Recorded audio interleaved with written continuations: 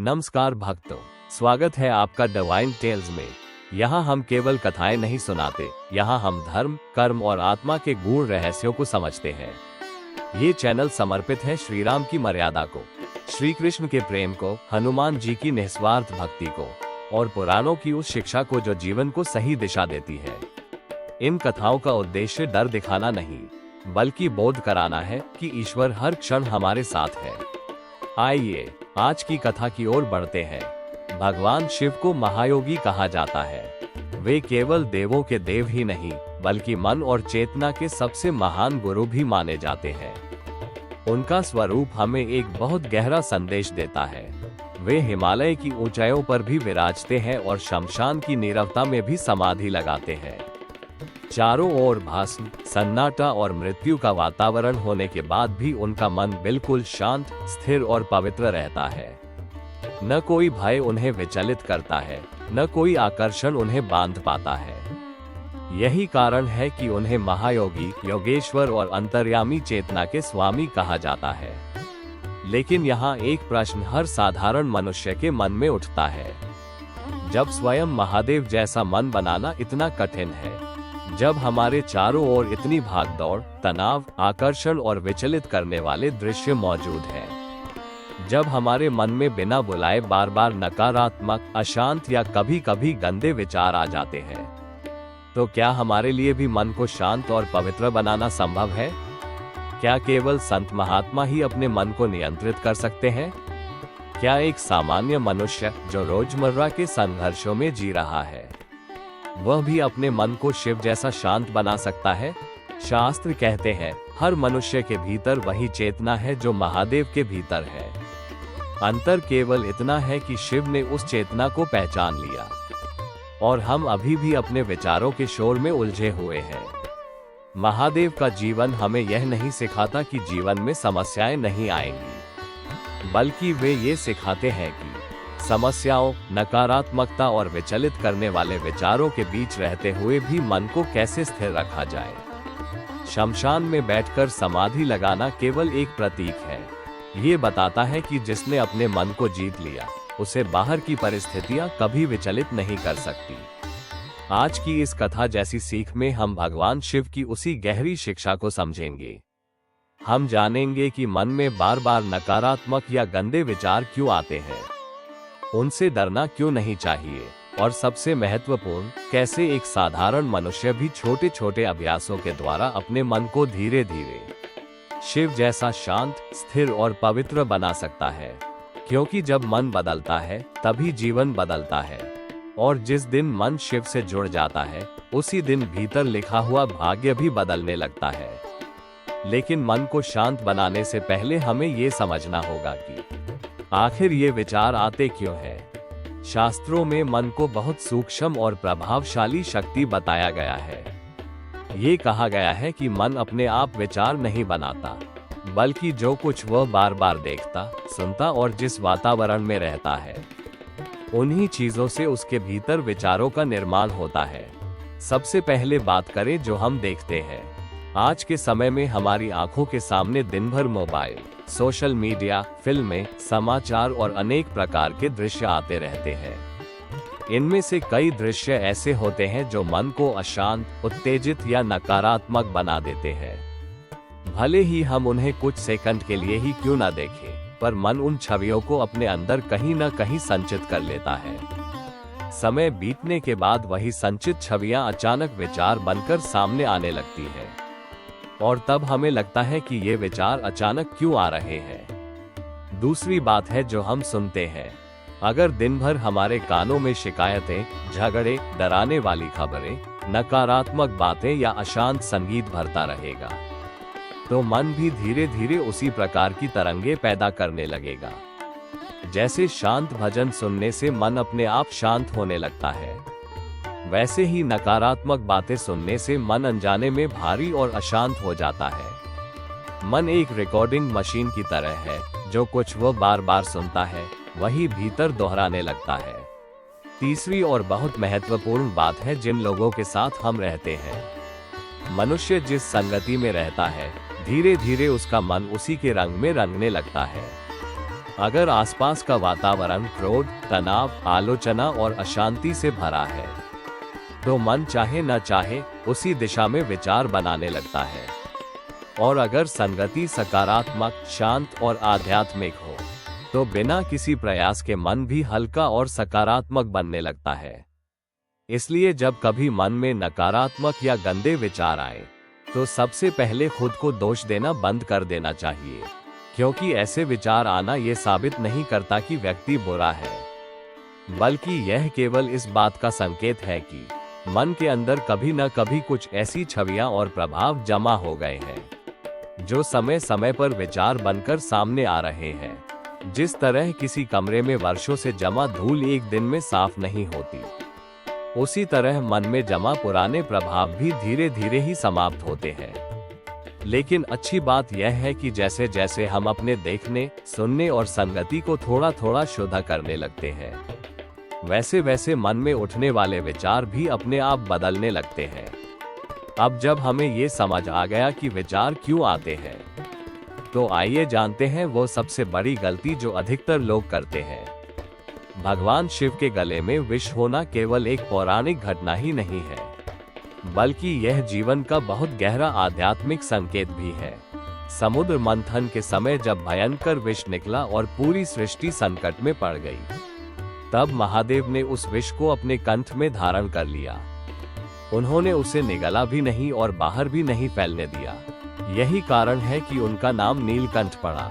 इस घटना का अर्थ केवल इतना नहीं है कि शिव ने संसार को बचाया, बल्कि यह भी है कि उन्होंने हमें जीवन जीने की एक महान कला सिखाई। जीवन में नकारात्मकता, कठिन परिस्थितियां, दुख, अपमान, भय और अनेक प्रकार के अशांत विचार समय समय पर आते ही रहेंगे। कोई भी मनुष्य ऐसा नहीं है जिसके जीवन में कभी विष जैसा अनुभव न आया हो, लेकिन अंतर इस बात से पड़ता है कि हम उस विष को अपने भीतर कैसे संभालते हैं।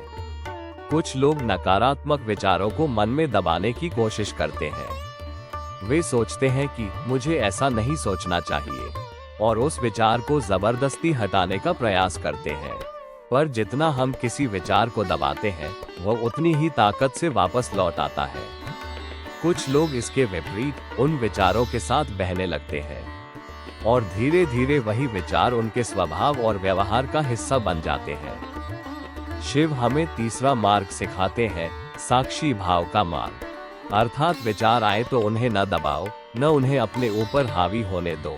बस उन्हें ऐसे देखो जैसे आसमान में गुजरते हुए बादल को देखते हैं।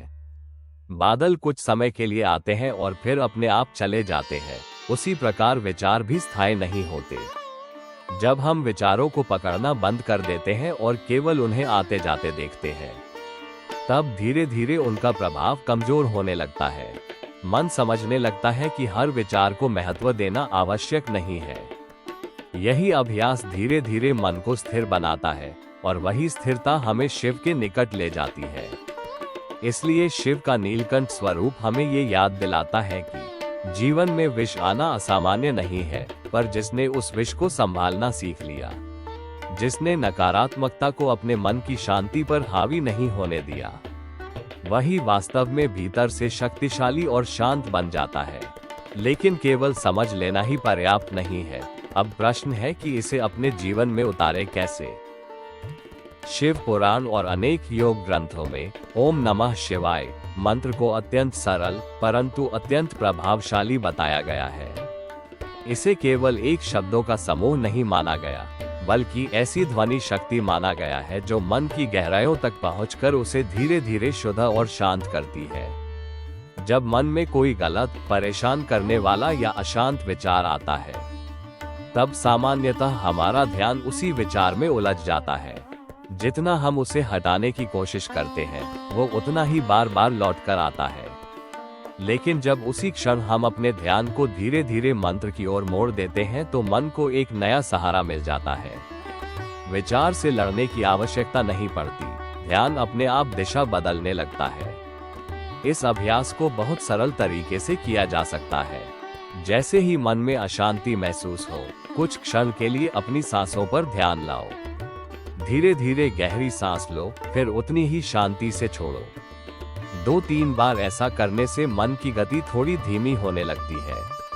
अब मन ही मन बहुत सहज भाव से ओम नमः शिवाय, ओम नमः शिवाय का जप शुरू करो। शब्दों को जोर से बोलने की आवश्यकता नहीं है, केवल भीतर ही भीतर उनका कंपन महसूस करने की कोशिश करो। कुछ ही क्षणों में तुम अनुभव करोगे कि जो विचार अभी बहुत भारी लग रहा था, उसका प्रभाव धीरे धीरे कम होने लगा है। ऐसा इसलिए होता है क्योंकि मन एक समय में पूरी शक्ति से केवल एक ही चीज पर टिक सकता है। जब वह मंत्र की ध्वनि पर टिकने लगता है तो परेशान करने वाले विचार अपने आप पीछे हटने लगते हैं। यदि इस छोटे से अभ्यास को दिन में कई बार और विशेष रूप से सुबह और रात के शांत समय में किया जाए तो धीरे धीरे मन की आदत बदलने लगती है। पहले जहां मन तुरंत नकारात्मक विचारों की ओर भागता था, वहीं कुछ दिनों के अभ्यास के बाद वही मन सहज रूप से मंत्र की ओर मुड़ने लगता है। यही निरंतर अभ्यास धीरे धीरे मन को स्थिर, हल्का और शांत बनाता है और व्यक्ति महसूस करने लगता है कि भीतर एक नई शांति और संतुलन जन्म ले रहा है। वही शांति जो हमें शिव के निकट ले जाती है। इसीलिए संतों ने एक बहुत सरल दैनिक नियम बताया है, जिसे अपनाकर कोई भी व्यक्ति अपने मन को धीरे धीरे बदल सकता है। अगर सच में मन को बदलना चाहते हो तो बड़े बड़े कठिन नियमों की आवश्यकता नहीं है। मन को बदलने के लिए छोटे छोटे लेकिन निरंतर किए जाने वाले अभ्यास ही सबसे अधिक प्रभावशाली होते हैं। इसीलिए संतों और योगियों ने हमेशा सरल नियम बताए हैं, जिन्हें कोई भी व्यक्ति अपनी रोजमर्रा की जिंदगी में आसानी से अपना सकता है। तुम भी अपने जीवन में एक छोटा सा शिव नियम अपनाओ। सुबह जब भी नींद से उठो, उस समय मन सबसे अधिक शांत और कोमल अवस्था में होता है। उसी क्षण बिस्तर से उठने से पहले या उठते ही आंखें बंद करके बहुत श्रद्धा और शांति से 11 बार ओम नमः शिवाय का उच्चारण करो। दिन की शुरुआत इस मंत्र से करने पर मन की दिशा सकारात्मक हो जाती है और दिन भर आने वाली अनेक छोटी छोटी नकारात्मक तरंगों का प्रभाव कम होने लगता है। दिन भर की भागदौड़ के बीच जब भी थोड़ा खाली समय मिले, चाहे बस का इंतजार करते समय, काम के बीच छोटा सा विराम लेते समय या चलते फिरते केवल 1 या 2 मिनट के लिए मन ही मन इस मंत्र का जप कर लो। ये छोटा सा अभ्यास मन को बार बार उसकी सही दिशा में लौटाने का काम करता है। जैसे किसी भटकी हुई नाव को धीरे धीरे किनारे की ओर मोड़ा जाता है। रात को सोने से पहले जब दिन भर की सारी गतिविधियां समाप्त हो जाएं, तब कुछ क्षण शांत होकर शिव जी को प्रणाम करो और सरल भाव से मन में कहो, हे महादेव, मेरे मन को पवित्र और स्थिर बना दीजिए, मेरे विचारों को सही दिशा दीजिए। इस प्रार्थना के साथ सोने से मन में जमा दिन भर की अशांति धीरे धीरे शांत होने लगती है और नींद भी अधिक शांत और गहरी आती है। शायद यह नियम देखने में बहुत छोटा लगे, पर निरंतरता के साथ किया गया यही छोटा अभ्यास धीरे धीरे मन के भीतर अद्भुत परिवर्तन लाता है। कुछ ही समय बाद व्यक्ति स्वयं महसूस करने लगता है कि पहले जहां मन जल्दी विचलित हो जाता था, वहीं अब वही मन पहले से अधिक स्थिर, हल्का और नियंत्रित रहने लगा है। और यही परिवर्तन धीरे धीरे जीवन की दिशा भी बदलने लगता है। और अब अंत में इस पूरी बात का सार केवल एक छोटी सी सीख में समाया हुआ है। याद रखो, भगवान शिव इसलिए महान नहीं है कि उनके जीवन में कभी विष नहीं आया, बल्कि इसलिए महान है क्योंकि जब विष सामने आया तब भी उन्होंने अपनी शांति को टूटने नहीं दिया। उन्होंने विष को अपने भीतर रोका, पर उसे अपने मन तक पहुंचने नहीं दिया। ठीक उसी तरह हमारे जीवन में भी कई बार ऐसे क्षण आते हैं जब परिस्थितियां कठिन होती हैं, मन उलझ जाता है और बिना चाहे भी कई तरह के नकारात्मक या परेशान करने वाले विचार भीतर उठने लगते हैं। उन क्षणों में हमें ये याद रखना चाहिए कि विचारों का आना हमारी कमजोरी नहीं है, बल्कि उन विचारों के सामने हार मान लेना ही हमारी वास्तविक हार होती है। जो व्यक्ति हर कठिन क्षण में, हर अशांत पल में बस एक बार भी सच्चे मन से शिव का नाम ले लेता है, वो अकेला नहीं रहता। धीरे धीरे उसे महसूस होने लगता है कि जैसे कोई अदृश्य शक्ति उसके मन को संभाल रही है, उसके भीतर फैल रही बेचैनी को शांत कर रही है और उसे फिर से खड़ा होने की ताकत दे रही है। शिव का नाम केवल शब्द नहीं है, वो एक सहारा है। एक ऐसी शांति है जो हमें याद दिलाती है कि चाहे मन के भीतर कितनी भी हलचल क्यों ना हो, हम उसके गुलाम नहीं हैं, हम उसे संभालने की शक्ति रखते हैं। इसलिए आज इसी क्षण अपने दिल से एक छोटा सा संकल्प लो। जब भी मेरे मन में नकारात्मक विचार आएंगे, मैं घबराऊंगा नहीं, मैं बस महादेव का नाम लूंगा और अपने हर अशांत विचार को शिव चरणों में समर्पित कर दूंगा। यकीन मानो, जिस दिन यह आदत बन जाएगी, उस दिन तुम महसूस करोगे कि परिस्थितियां पहले जैसी ही है, लेकिन तुम्हारा मन पहले जैसा नहीं रहा। वो पहले से कहीं अधिक शांत, मजबूत और भीतर से सुरक्षित हो चुका है। मेरे साथ बोलो, हर हर महादेव। अगर यह कथा आपको स्पर्श कर गई हो तो लाइक जरूर करें और ऐसी ही धर्म, भक्ति और प्रेरणा से भरी कथाओं के लिए डिवाइन टेल्स को सब्सक्राइब करना न भूलें। आपका सहयोग हमें और बेहतर रचनाएं साझा करने की प्रेरणा देता है।